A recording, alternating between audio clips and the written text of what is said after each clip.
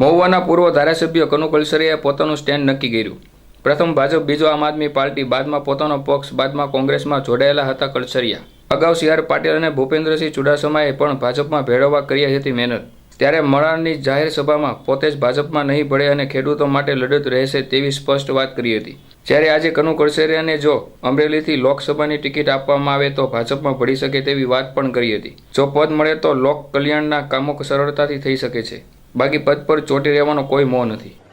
આમ તો એક વાત હવે ખૂબ જ જગ જાહેર થઈ ચૂકી એમ કહેવાય કે ભાઈ હવે હું કોઈ પણ પક્ષની અંદર નથી અને પક્ષ વિના લોક કલ્યાણના કામમાં તો જોડાયેલો છું, પણ છતાંય જે ચાહક વર્તુળ હોય એ મિત્રો કાયમ માટે કીધા કરે કે તમે કોઈ કે આજે સત્તા ઉપર છે એવી પાર્ટીમાં હોય તો લોકોનું ઘણા કલ્યાણના કામ થાય। મેં કીધું આમને માવવાથી તો શું, આમ તો મારા થકી જે થાય છે હું કરું જ છું અને એવા કલ્યાણના કામને માટે જ અને ખેડૂતોના કલ્યાણના માટે જથી આજે દાઠા પોલીસ સ્ટેશન અત્યારે આવ્યો છું।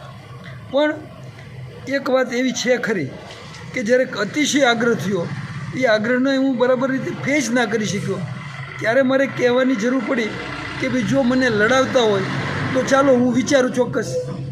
હવે એ આખરે એ પાર્ટીને આધીન છે, મારી કોઈ એવી ઈચ્છા નથી કે મારે સત્તાની હારે ચોંટેલા જ રહેવું, પણ છતાં જો આપણને એવું પદ આપતા હોય તો આપણા સ્થાનિક લોકોના ઘણા બધા કામો સરળતાથી પાર પાડી શકાય।